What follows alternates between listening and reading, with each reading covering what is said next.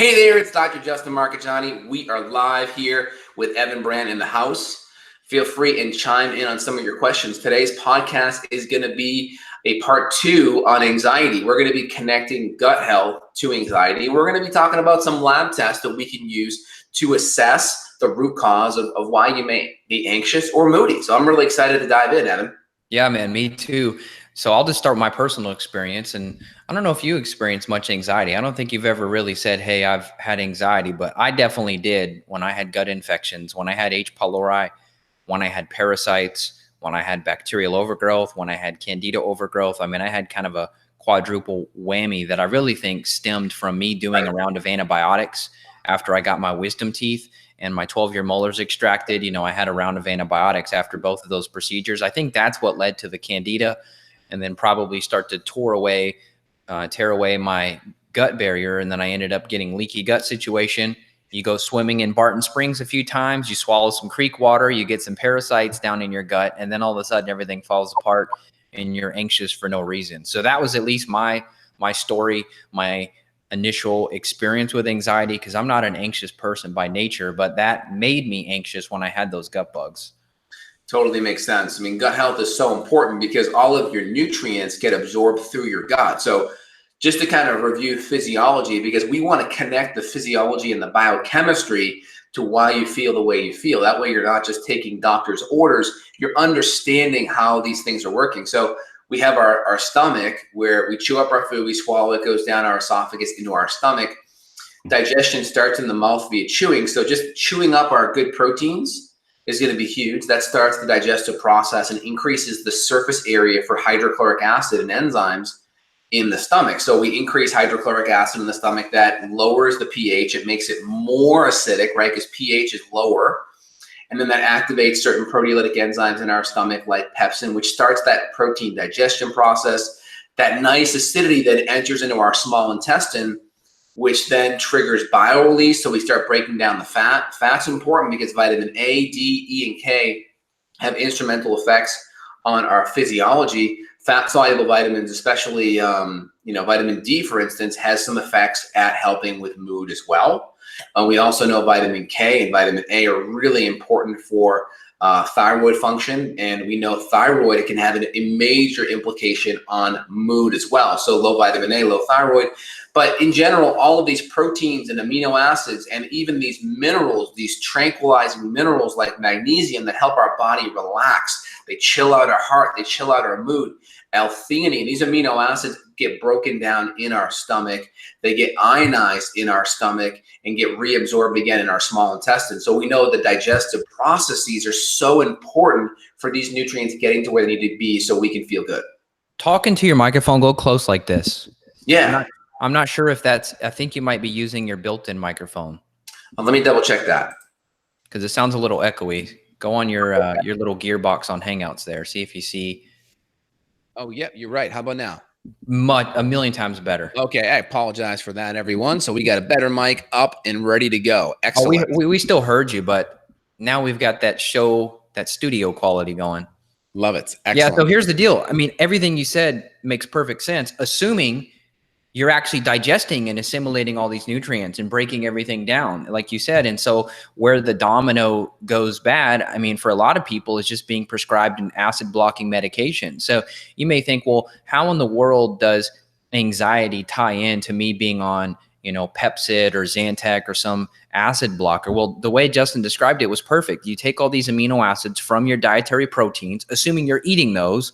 If you're eating a bagel and cream cheese for breakfast, that's not going to cut it. We're eating a good quality meat, a bacon, a sausage, handful of pecans, a half an avocado, some blueberries. That's a hell of a breakfast. If you're eating that, you're going to be getting some amino acids that can be broken down and therefore turned into, for one, create muscle tissue. Exactly. Number two, create neurotransmitters. But if you're on an acid blocker because you had heartburn and you go into one visit with your doctor and they say, okay, you need to be on an acid blocker, you could start the whole domino effect against your health just from something that simple. And then you end up with anxiety. So then you get referred over to your psychiatric doctor and they put you on Xanax. And it's not a Xanax deficiency. It was The acid blocker messed up your digestion. Your digestion issues created the inability for you to absorb your amino acids and make brain chemicals. So now you're anxious and depressed. So then you get put on an antidepressant. So before you know it, in 3 seconds, you're on an antidepressant, an anti-anxiety, and you're on an acid blocker. And then maybe you can't sleep good because, as Justin mentioned, you're breaking down these relaxing things like you're getting magnesium from your diet. So if you don't have enough of that, or let's say you don't have enough B6 to convert serotonin to melatonin, now you're not sleeping well. So then you get on a fourth med, which is a sleep drug. I mean, this is how it happens. This is why the average person's on multiple pharmaceuticals. Yeah, and I don't even think you talked about cholesterol medication on there as well, right? No, I didn't. Because cholesterol is going to be the building block for all your hormones. So then you have maybe your cholesterol starting to creep up because of inflammation, or you're doing too much carbohydrate, which stimulates insulin. Insulin jacks up your cholesterol. Inflammation will also do it too. So if you're eating inflammatory foods, that could do it. And then now your cholesterol is high, you're prescribed a statin, and then the statin is going to decrease your CoQ10 production. So now your CoQ10 is lower. Your building blocks for your hormones are lower. And we know statins have other cognitive mood side effects as well. So then that's going to create more issues. And then from there, after that, then you're on a libido medication like a Viagra or something like that, or Celexa, to help with ED. And then that's going to create more side effects and more issues. And then God forbid you have a bunch of mood issues. You go to your, if you're a female now, you go to your conventional doctor, they're typically going to recommend a birth control pill or maybe even an SSRI on top of that. So then you're just screwed because you're just stacking one medication on top of another medication. And then all these medications have various side effects that are then treated with other medications. And these medications also create nutritional deficiency. So birth control pills will lower magnesium and zinc and certain B vitamins and folate, which are really important for methylating your neurotransmitters, which is really important, especially magnesium, for calming and relaxing your heart, for helping to, let's just say, be the shifter between your sympathetic and parasympathetic nervous system, meaning parasympathetic relaxation, sympathetic stress, go, go, go, go, go. We need the ability to downshift from the sympathetic of stress and go to the parasympathetic of relaxation and chill out. Well, let's add one more drug to the mix that 100 million Americans are on, which is blood pressure medication. Right. And valsartan and all of these commonly prescribed blood pressure medications are all getting recalled now due to containing carcinogenic chemicals. You know, there's like, just type in valsartan cancer and you can look at the research yourself. And, you know, these people get put on blood pressure medication because they can't regulate their blood pressure because, as you mentioned, you lose that parasympathetic sympathetic balance. You're depleted in magnesium because you're not digesting, because you've got gut infections, or you're on acid blockers. So now you're on acid blocker, anti-anxiety, antidepressant. You're on, like you said, Celexa, and now you're on blood pressure, and then you're on a statin all at the same time. And none of that is going to, none of that is going to contribute to a long, healthy life. Nope, none of it will, man. So really important. We're trying to get to the root underlying cause here. So let's shift gears into lab testing. What are some tests that we can do to assess what's going on? So number one, I just think looking at your digestion, just doing a comprehensive gut test to look at inflammation in your gut. Because we know inflammation in our gut will create inflammation in our brain. It activates these cells called microglial cells, which are essentially the immune cells in our brain. When they are activated, they will create, brain fog. So that obviously, the more foggy you are, the more anxious you could feel as well. So inflammation in the gut could create inflammation in the brain. So we got to look at gut functions. We want to look at a comprehensive gut test that's going to assess inflammation in the gut, like calprotectin. We want to look at your IgA, or your immune levels, because if your immune system is overactive, that could be sucking up a lot of resources, right? So for instance, the more your immune system is overactive, that's like the equivalent of you, let's just say, leaving the water on in one of the guest bedrooms in your house that you never go to. Your water bill's huge. You don't know why, because you're not using a lot of water, but there's water being used in the background. It's kind of like that. You have all these immune resources that are being used in the background because your immune system is chronically firing off. So your immune function. Next is looking at various candida overgrowths, yeast overgrowths, which have a huge effects because they produce various acid aldehydes and toxic byproducts. And they also create chemicals that make you crave a whole bunch of sugary stuff. So it becomes harder to stay on a good dietary template. Next would be SIBO, or various bacterial overgrowths, whether it's Klebsiella or Citrobacter or Prevotella or Pseudomonas. These are all bacterial overgrowths that are dysbiotic, meaning bad.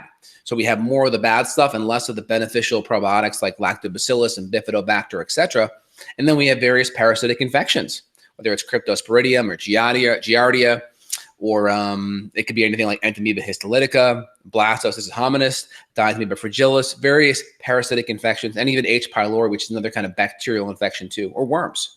I've seen a lot of crypto the last few weeks. It's very interesting Oh. because during the winter, I didn't see much crypto. So I don't know if that's because people further south, maybe like our, Texas, Florida, California clients, maybe they're getting back in creeks and rivers and streams and lakes for the season or what. But I hadn't seen much crypto. And then over the last 3 weeks, I've seen probably, 15, 20 people, including children, even as young as age 2 and 3 years old, Wow. with Cryptosporidium. And I had crypto. So I'll tell you from personal experience, it causes a lot of stomach pain, nausea. It can cause appetite swings where sometimes you sit down at the dinner table, you just can't eat. You're just not hungry. Right. And obviously anxiety could come along with that, because now if you're getting robbed of your nutrition by crypto, you're not going to be absorbing your amino acids, and then you can't make your GABA, for example. So now you're tired, you're wired, you're stressed, and you just don't know why. So you did do a great job of talking about the stool test. You mentioned the Candida.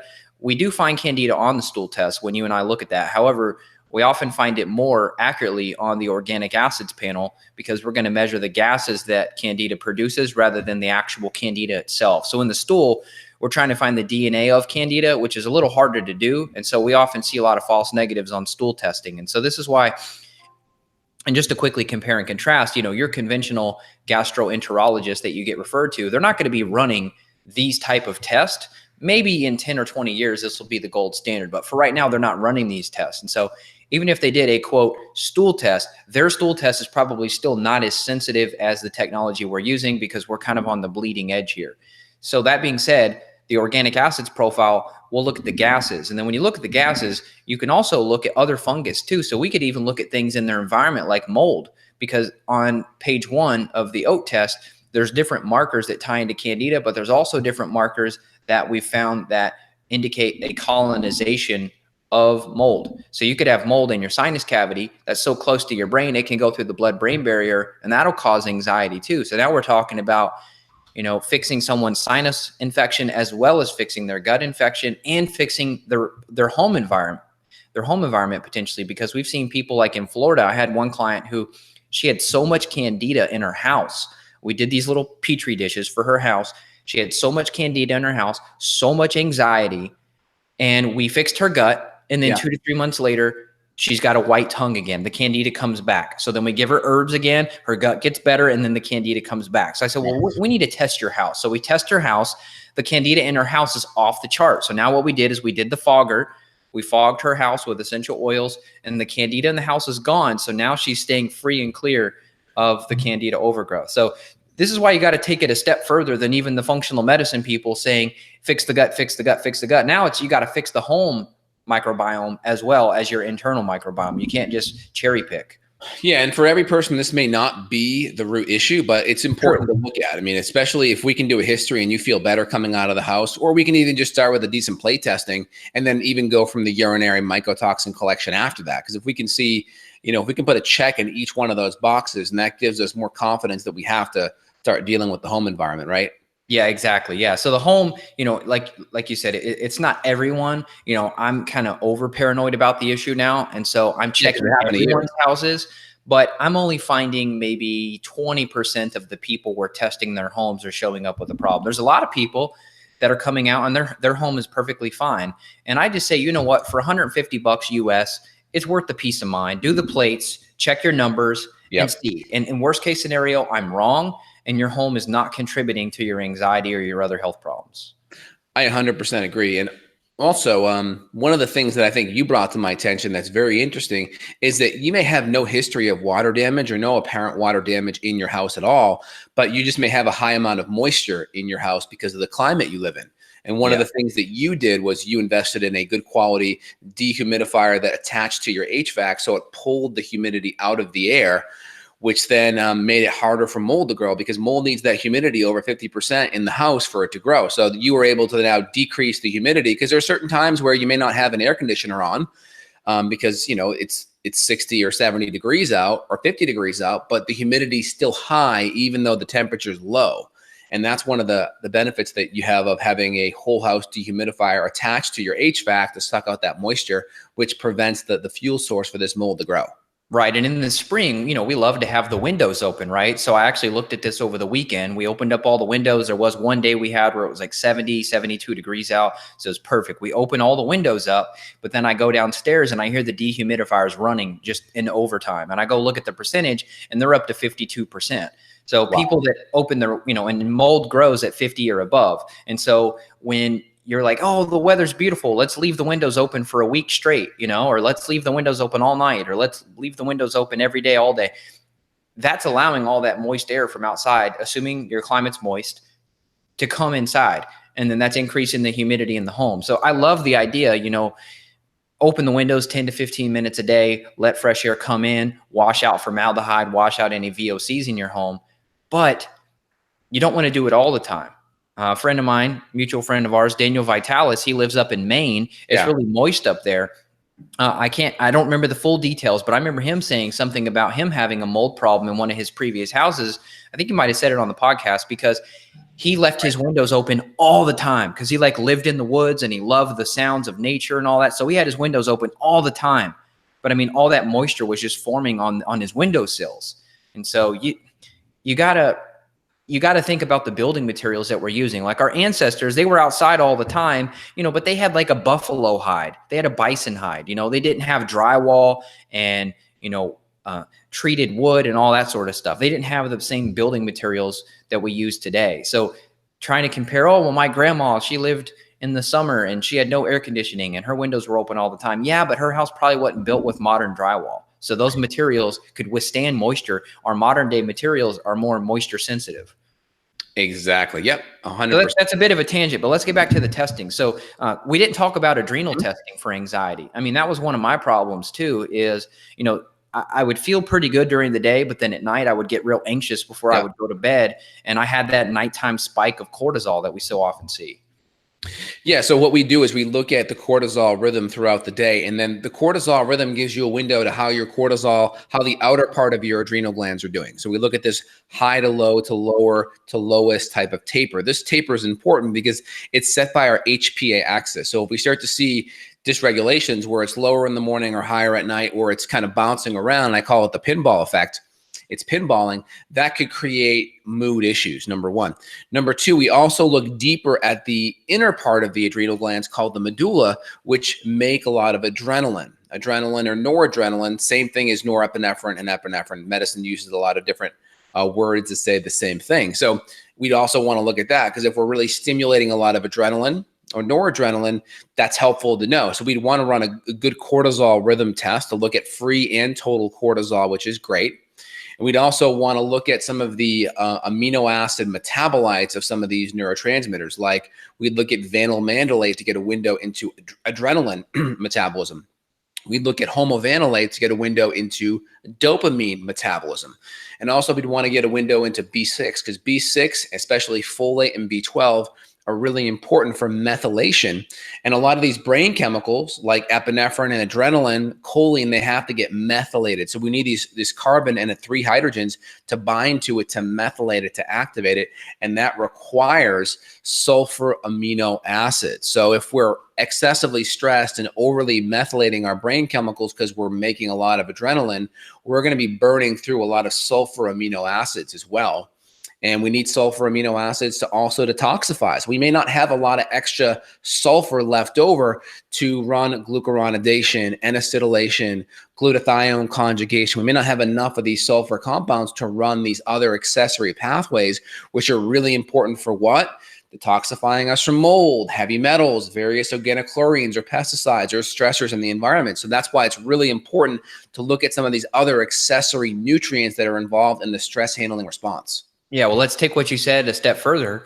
So now you're deficient in sulfur, you're not detoxifying properly, you do get exposed to pesticides, you go out to a restaurant with your family on the weekend, have a good dinner, knowingly eating pesticide, and then that's going to kill off good bacteria in your gut. Those good bacteria are supposed to make your brain chemicals. So now we go all the way back to anxiety again. So it is this, kind of self-repeating cycle. So this is why you can't just focus on one aspect of the body. You can't just put all your eggs in the gut basket, all your eggs in the adrenal basket. This is why Justin and I don't really say, we're an expert at adrenals, or we're an expert at gut, or we're an expert at this or that. Because if you go in with a microscope and you're just looking at this one problem, like you could see the thyroid and see there's a problem with the thyroid, and that could cause anxiety too, right? Like if you have Hashimoto's, you've got antibodies that attack the thyroid and you get a little bit of hormone into the bloodstream, that could cause anxiety for sure. Yeah. I mean, you and I've talked about that extensively. However, if we just focus on thyroid, like, okay, we're going to give you motherwort or something else to calm the thyroid. Well, did we fix the reason that the thyroid was autoimmune in the first place? Did we fix the immune system attacking the thyroid by looking at adrenals and gut and chemicals and all that? Or did we just give someone an herb to calm the thyroid and that was all we did? Because if we did just that, then we fail. Correct. And I'm seeing this more and more with various functional medicine doctors that are out there. What I'm seeing is you have people that are just the thyroid functional medicine person or just the gut functional medicine person. And there's nothing wrong with that from a marketing standpoint. Like, I'm going to market to those people, but I'm going to look at everything once they're in there. I get that. That's kind of where my focus is. You want to reach out to people so they resonate with you, but you're still looking at the whole thing. I'm seeing people only focus on just the thyroid or only focused on just the gut. And then I'm looking at their labs. I'm seeing these people that are now coming to me as patients. I'm like, oh, it's really too bad because this patient had an anemia and that anemia was missed because this person was only focused on the thyroid. Or, hey, this person had a adrenal issue or other issues going on and they were only focused on the gut and they didn't fix those other things. Does that make sense? It does. So just be careful. A lot of people out there are focused on, they're reaching out to functional medicine practitioners that are marketing one thing or the other for their anxiety, but they may be missing in the treatment a whole body system that's so important. So when people are out there looking for functional medicine doctors, if you find someone that you like, that's great. Just make sure when you interview them and you talk to them, make sure they're going to be looking at all of the underlying systems, not just focused on one system like the gut or one system like just the adrenals. Make sure you're looking at the whole thing. Yeah, I think over the next 5 to 10 years, this is going to be a bigger problem just because of the internet. The internet allows us to do what we do, and we're very grateful for the opportunity. But that also allows other people to go pick up some type of a credential and then market a specific flavor, if you will, of functional medicine. Like, I'm going to be the hormone girl. And I had a woman last week who she went to this hormone functional medicine specialist, and the lady's losing hair in clumps and clumps and clumps every time she takes a shower. And we look at her blood work, and she's never been this. She goes to this hormone lady. I don't know how, a hormone functional medicine lady, supposedly never tested her blood, didn't look at ferritin. Her ferritin level was a 6. The lady can't hardly catch her breath. She's got major anxiety. She's losing tons of hair. I'm like, look at your ferritin. Like, if you don't fix that, you're not going to get your hair back, no matter what this lady says about your bioidentical hormone plan. So it's just, I think it just comes with the territory of this, because as you say, people are trying to market, but you got to make sure that they're turning over all the rocks, because the last thing we want you to do is go spend like, $2,000, $3,000, $4,000. And then now you got to start all over because you didn't address the other stuff. You want the complete picture. Let's connect in some other things. So obviously we have female hormone issues like progesterone or low estrogen or estrogen dominance if you're a cycling female. Obviously we have the menopausal kind of side where hormones could just be low across the board. And we're starting to have a lot of menopausal symptoms from low progesterone, low estrogen, because now our follicles, our ovarian follicles are used up. And then we have obviously on the cycling side where we're having a lot of PMS, and we may have a lot of estrogen dominance, and we have lower progesterone. And that could be another component because progesterone is a GABA chloride channel opener. So it opens those GABA chloride channels in the brain and allows us to relax. So a lot of people could have a lower progesterone, estrogen dominance, or just lower hormones across the board if we're on the menopausal side. And the crazy thing is we can also have similar symptoms if our thyroid is also low. This is why it's so important, why you cannot just, it's great to market it for one thing, but it's really important that you look at the whole component to make sure, because I've had patients where, hey, thyroid was the missing key to their anxiety. Some it was low progesterone. Some it was a combination of the two. And unless you're treating and looking at it and also treating it, then you'll know from experience what levers is moving what.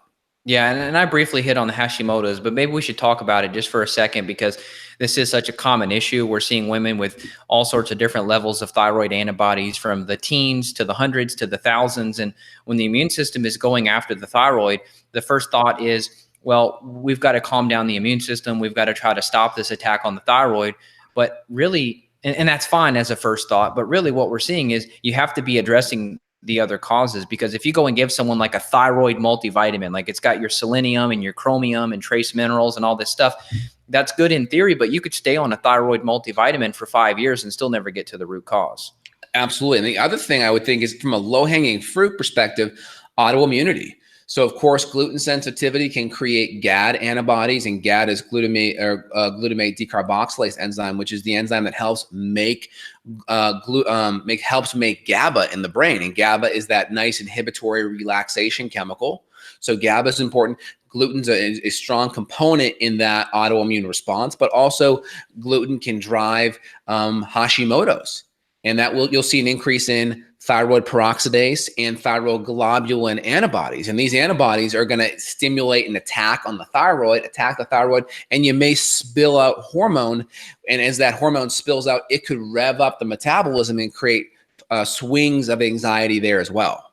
Now, did you ever experience that? I mean, you've talked about your story with Hashimoto's. Have you ever had a day or a week or a time in your life where maybe a stress, or, when you first had your son, you had like heightened stress? Did you ever feel like, oh my God, like my Hashimoto's is kicking in? And did you feel that? Or it definitely had episodes where I felt like blood sugar fluctuations, and that cortisol, adrenaline, blood sugar fluctuation swing has done issues in the past. And I also feel that potentially previous gluten exposures have potentially revved up the thyroid and had created some of those symptoms as well. So yeah, I have in the past for sure. I try to do my best to mitigate that as much as possible though. yeah, it's not fun. Yeah, the blood sugar piece too. I'm glad you hit that. I know we hit on that in kind of anxiety part one, but with the blood sugar, in terms of testing, right? We talked about hormones, we talked about gut, organic acids, et cetera. Blood sugar testing, how simple and easy is that? If you're feeling anxious, I mean, I had a time where I had impending doom. I thought, my God, the world's going to end. Something bad is about to happen. I don't know what it is. I checked my blood sugar. It was a 59. Yeah. I mean, whoa. I know. And that's going to be an issue because low blood sugar will drive a lot of cortisol and adrenaline to pick it up. Now, again, if you're fully keto adapted, that's better because you'll have a lot more ketones there. But I still think having your blood sugar that low could definitely create some issues for sure. Yeah. So if you have anxiety, I mean, don't automatically think, oh, it's Hashimoto's. It might not be. It could be something simple as low blood sugar or high blood pressure. When I was having some blood pressure swings, I noticed when the blood pressure was high, a side effect of that increased blood pressure was anxiety. So do you take anti-anxiety herbs or do you take blood pressure herbs? For me, it's a combination of both. I took like inhibitory things to support GABA, theanine, exactly. pharma, GABA, et cetera. And then I also did like some hawthorn berry and some folate and some other things to help blood pressure. So I kind of work on both. That's why really, people, they'll email us and they'll say, oh, Dr. J, can't you just give me a protocol for my Hashimoto's? It's like, do you see how bad of a question that is? It's like, we have no idea what the heck is going on. Or can't you just give me Dr. J, give me a parasite protocol? It's like, we have no idea what's going on. Like, give me an anxiety protocol. You can't just do that because what's the mechanism? What is the mechanism behind it? So, in the long run, you're going to spend so much more money 100%. Going to Whole Foods or Amazon and buying this anxiety supplement, stress busting supplement. Like, might help, probably won't hurt, but get the testing done, get the data, get the rocks turned over. I can't tell you how much time I wasted just taking this random herb for energy, this random herb for sleep. And I had no idea what I was up against. 100%. Well, excellent thoughts here today. I think we laid out some good references for various mechanisms and how we can go down this path. And of course, how the gut is intimately connected. And I talked about the autoimmune mechanism a minute ago. And just to kind of dovetail on that, because today's podcast is on gut health and anxiety, a lot of that mechanism happens and works because of gut permeability. So with leaky gut and gut permeability, we're going to have that mechanism where we have undigested, whether it's yeast or bacterial or foods like gluten or casein compounds, get into that bloodstream through the gut lining, right? We have our tight junctions. They open up, especially with exposure to gluten and casein and potentially other endotoxins and fungus metabolites. They're going to open up, these things get into our bloodstream, and then our immune system is now exposed to it, or these things are now exposed to our immune system and can really heighten that autoimmune response now. And that's part of what's going on here. So autoimmunity is a big issue, especially if someone's anxiety is connected to a thyroid issue. There's a good chance that thyroid issue is autoimmune in nature, and the leaky gut part of it. How simple of a thought, like your dinner at the pasta restaurant could be driving your anxiety and your autoimmune condition, but it's very well possible. Well, excellent. Today was a phenomenal podcast. For everyone listening, if you want to dive deeper with Evan, head over to evanbrand.com. You can schedule a consult with Evan. And if you want to dive deeper with myself, justinhealth.com. Click there and we can schedule a consult and dive in deeper. And again, some of the labs we talked about today, we'll put links down beneath the podcast here on how to access some of these labs. Some of the gut tests are really important. Some of the adrenal tests, some of the neurotransmitter and metabolite tests. We'll make sure we have links down below as well. Evan, any other questions, comments, or concerns? I would just say don't give up. If you do need some type of an anti-anxiety medication or something prescribed temporarily while you're working on the root cause, I'm not judging you for that. Neither is Dr. J. The point is just we want you to get to the root of this. And we see so many people that they want to get off their pharmaceutical medications and they don't know how. This is your roadmap to do so. So keep your head up, keep focusing on what else have I not done yet? What other rock do I need to turn over? My blood test and my doctor says I'm fine. Well, their blood test probably sucked. Get a better blood test. Let's figure out what the heck's going on. Exactly. If you guys are liking the show here, put some comments down below. I'd like to hear what you think. Like to get suggestions on future episodes. Give us a thumbs up and a share as well. Really appreciate it. Evan, today was great, man. We will be in touch and we'll talk next week. Take care, everyone. Take care. Bye-bye. Bye.